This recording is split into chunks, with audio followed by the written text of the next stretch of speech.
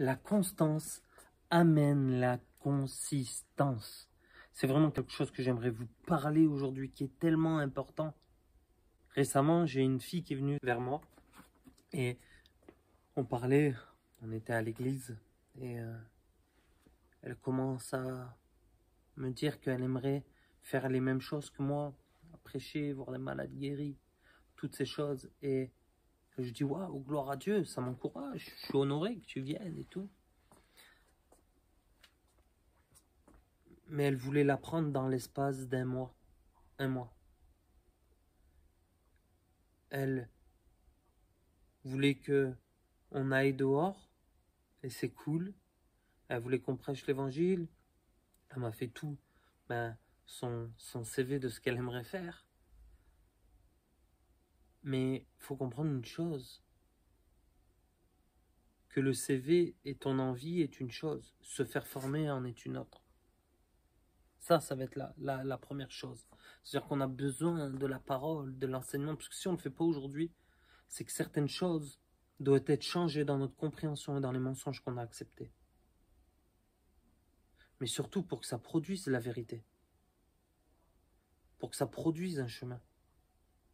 Et une des choses que j'aimerais partager avec vous, c'est Luc 16, 10. D'accord ? Avant de le partager, j'aimerais vous dire qu'on a mis des moyens, une école, des outils à disposition. Si vous allez dans le descriptif formation gratuite, vous allez avoir plein de clés, plein d'outils. Je vous encourage à le faire. Comme le livre, comme la carte, comme l'école des sessions qui arrivent. C'est juste incroyable. Tout ce que je mets à disposition pour que la vie des gens soit changée. Parce que on peut avoir beaucoup d'envie. Et c'est une chose, on est ambitieux. Mais il faut commencer par se faire former. Si je veux être peintre, ou je veux être boucher, je vais commencer par suivre un apprentissage. Et à me faire former pour le devenir. Il faut comprendre une chose. Si nous voulons vivre la consistance du ciel, du royaume incarné, du royaume manifesté, nous devons avoir de la constance. De la constance dans quoi? C'est ce qu'on va voir maintenant. Celui qui est fidèle en peu de choses est aussi fidèle dans ce qui est important. Et celui qui est injuste en peu de choses est aussi injuste dans ce qui est important. Donc, si vous n'avez pas été fidèle dans les richesses injustes, qui vous confiera le bien véritable? C'est la première clé qu'on m'a apprise. C'est la première chose quand je me suis converti, c'est Seigneur, je veux changer les nations. Seigneur, je veux bouleverser le monde. Et on m'a dit une chose, bouleverse déjà ta vie, prêche l'évangile, manifeste le miraculeux dans ta maison, dans ta famille, dans ton voisinage, dans ta ville, dans ta région, et après tu toucheras ta nation ou les nations. Et le problème, c'est que des fois nous voulons vivre le miraculeux, nous voulons vivre la gloire de Dieu, mais quand nous entrons dans la chambre d'un jeune, d'une jeune, ou peut-être de plus vieux, la chambre est crade, il y en a de partout, les vêtements sont par terre, rien n'est propre, le sol est sale. Comprenez ce que je veux dire? On ne peut pas vouloir un grand ministère et faire des grandes choses pour Jésus si dans notre vie, nous ne sommes pas capables d'être fidèles et d'être disciplinés dans certaines choses. Donc, quand je parle de chambre, peut-être je parle plus pour les jeunes. Vous voulez un grand ministère, gloire à Dieu. Commencez déjà par écouter vos parents quand ils vous demandent de ranger, quand ils vous demandent pourquoi. Parce que vivre avec Jésus et manifester le royaume de Dieu, ça va demander énormément de discipline et de choses à faire et à envie de faire pour avancer. Donc, la première chose, ça va être d'être fidèle. Fidèle dans le fait d'avoir une véritable relation avec Dieu. Parce que des fois, on veut manifester la gloire de Dieu, alors que dans notre vie personnelle, il n'y a pas de méditation de la parole. Il n'y a pas de relation. Il n'y a pas de rencontre avec Jésus. Il n'y a pas de partage dans notre cœur. On n'est pas vulnérable, on n'est pas soumis à des gens. Et il faut comprendre que plus on grandit, plus on vit et on a une faveur, plus on est conditionné dans le bon sens du terme, dans la redevabilité, dans la soumission, dans toutes ces choses. Pourquoi? Parce que plus on grandit, plus on a du poids dans notre ministère, peu importe où on est, dans notre travail, plus quand on va faire une erreur, la conséquence va être plus grande. Donc sois fidèle dans les petites choses. goûte, prends du plaisir. Je vais dire une chose qu'on m'a apprise. C'est les petites choses qui construisent les grandes. Des fois, on veut vite une place, on veut vite un endroit pour exercer notre ministère. Mais sache une chose, c'est les petites choses qui sont les piliers d'une grande chose. C'est les choses secrètes que personne ne voit, qui sont le pilier de grandes choses.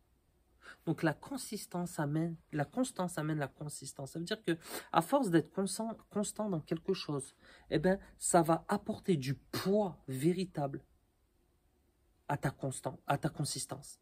Donc la constance, à force d'être fidèle dans les petites choses, va faire grandir ta consistance. Et arrivé à un moment, tu vas avoir du poids, tu vas avoir une autorité qui va grandir. Pourquoi? Parce que tu ne pries pas juste pour les malades une fois par an. Tu vas prier tous les mois, puis après toutes les semaines, puis après tous les jours. Donc tu vas commencer à exercer, tu vas avoir de la constance. Tu vas te prier au sérieux. Et le royaume, et Dieu va t'utiliser au sérieux. Parce que tu as été sérieux avec le royaume. Et tu as été fidèle, tu t'es occupé du royaume. Et Dieu s'occupe de toi. Et ça va être vraiment la clé véritable pour aller plus loin. Et si nous nous exploitons pas cette clé, nous faisons pas attention à cela, eh bien en fait on se détache vite. Vous savez, chaque semaine, j'ai un planning. Avant chaque semaine, j'ai des rendez-vous. Chaque semaine, je sais ce que je vais faire. Chaque semaine, je laisse l'imprévu pour que Dieu m'utilise, pour que Dieu me touche, pour que Dieu me... Il n'y a pas de souci. Mais chaque semaine, je sais ce que je vais faire le lundi, le mardi, le mercredi, le jeudi, le vendredi. Je sais au moins ce que je vais faire. Et chaque semaine, par exemple, si je dois enseigner à aller quelque part, le jour d'avant ou la semaine d'avant, je commence à travailler ce que je dois faire. Même toutes les vidéos que je fais, une semaine avant, déjà, j'exploite les sujets que je vais parler. J'essaye au mieux d'aller dans la parole, de prendre un verset, quelque chose qui parle à propos de ce sujet, parce que je vais être fondé sur la parole. Et toutes ces choses. Et à force d'être fidèle dans cela, vous allez gagner en faveur. Vous allez voir. On va voir. Ça se voit. Donc il y a l'autorité que Jésus nous donne de la puissance de guérir les malades, toutes ces choses. Et il y a une autorité qui vient, c'est par la responsabilité. Quand tu es responsable, tu acquiers de l'autorité. Parce qu'on te confie un territoire. Au début, le territoire, il est petit. Ça peut être ta chambre. Ça peut être ta maison. Ça peut être ton village, fidèlement. Et après, tu verras. Moi, c'est ce qui s'est passé. J'ai fait ma maison. Une fois que j'ai avancé l'évangile, j'ai prié pour tout le monde. Dieu m'a donné mon village. Une fois que j'ai été fidèle, j'ai senti que Dieu m'a amené dans ma ville. Puis après, j'ai senti que Dieu m'a amené dans la France. Après, Dieu m'a dit, opère dans la francophonie. Mais quand j'opère dans la francophonie ou dans la France, je néglige. Je suis toujours dans ma maison et dans mon village. C'est pas je remplace, j'accède à un autre niveau, donc je laisse le niveau d'en bas. Non, je reste toujours fidèle à ces choses. Voilà, j'espère que ça vous encourage. Soyez bénis abondamment. Et regardez, vous avez des formations gratuites. Vous avez des liens, les sites.